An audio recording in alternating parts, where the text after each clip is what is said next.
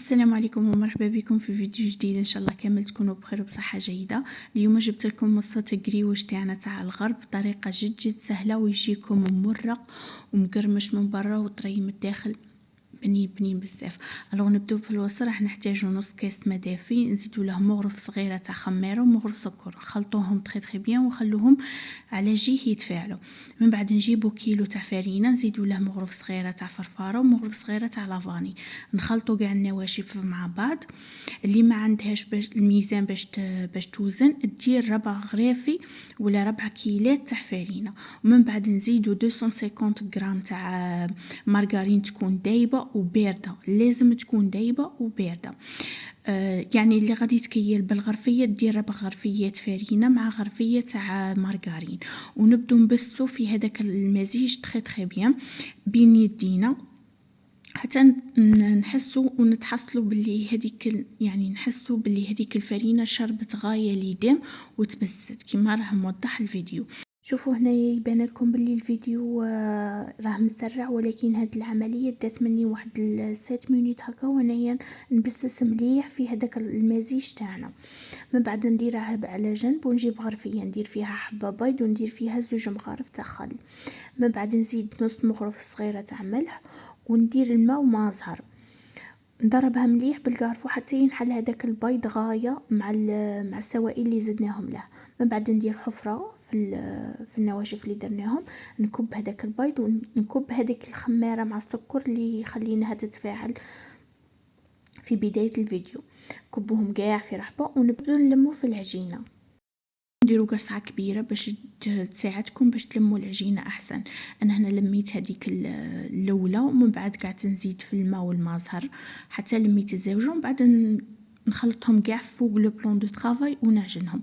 هنا بزاف من الناس شفتهم يقولوا لكم باللي العجينه تاع القريوش ما تنعجنش. الوغ لا، العجينه تاع القريوش نورمال نعجنوها لخاطرش فات فينا بسناها في الاول تري بيان. الوغ ما نخافوش لا تجينا في التالي ديك الريزولطا معجنه ولا نو غادي يجيكم علامه. من بعد هذيك العجينه نحلوها فوق لو بلون دو طرافاي ونقسموها هكا كور، يكونوا واحد 100 غرام في الوحده ولا 120 غرام هكا في الوحده، ونكوروهم كما راه يبان في الفيديو ونخلوهم يريحوا. هنا لازم نخلوه العجينه تريح واحد نص ساعه حتى لساعه. انا هنا للامانه خليتها ساعه وهي تريح.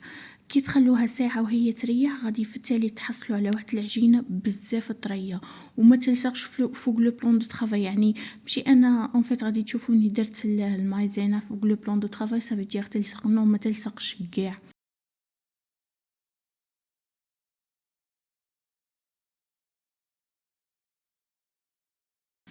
هنا باش نحلوها غادي نستعينوا بالمايزينا باش تجينا فويتي من الداخل، يعني تجينا مورقه. الو غادي ندير واحد الكونتيتي فوق لو بلون دو طرافاي تاع المايزينا، ومن بعد نقعدوا نحلو في العجينه تاعنا بالورق. هنا ماشي شرط زعما ترقوها بزاف، نورمال نحلوها عادي كما راه يبين الفيديو. من بعد نطووها على 3.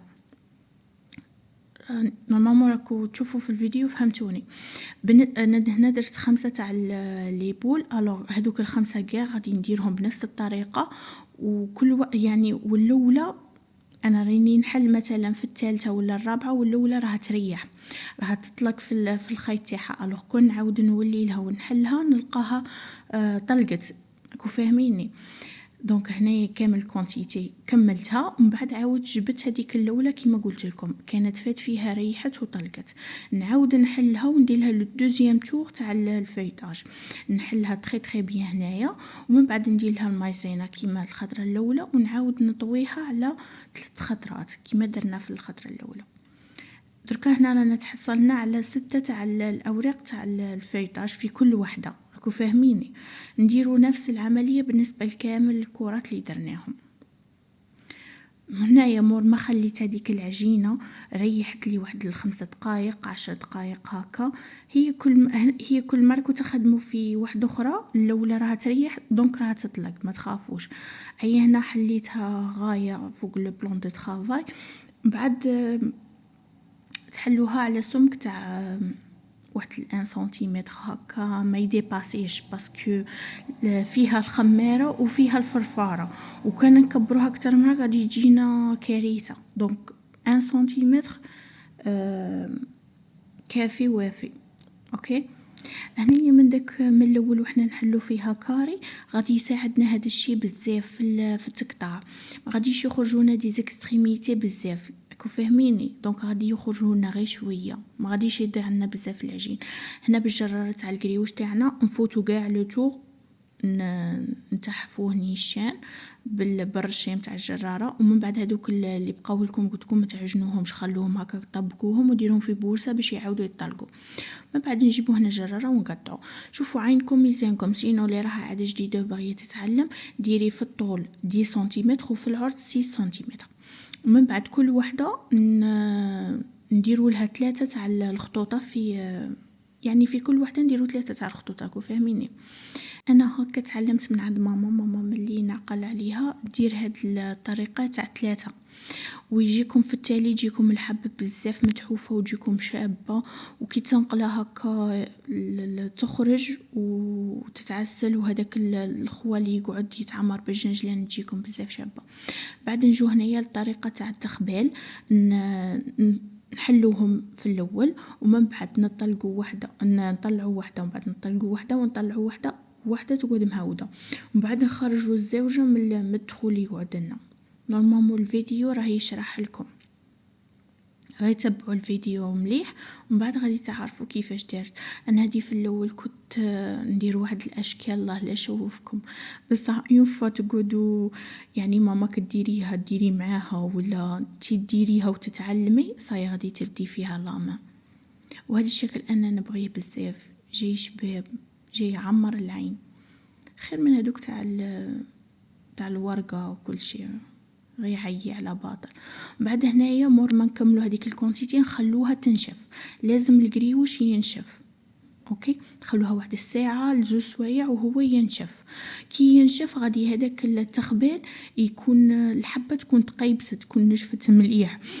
كي نجو نقلوها ما يخسرش الفورمه تاعها، ما تخسرش في الزيت يكون دافي والنار تكون قليله ما تكونش قاويه، سينو لا قويتوا النار غادي يحمر لكم من برا ومن الداخل يقعد معجن والفيطاج ما يبينش. الوغ نقصوا للنار مليح، الزيت يكون يعني دافي، ما راه حامي حتى يصهد الحبه، ما راه بارد دافي، ونقلوها في خاطرنا. ومن بعد هنايا هاد الفيديو انا راني مسرعاته هاد المرحله، سينو في كل مقله انا خدا مني الوقت ويليق له، يعني يليق له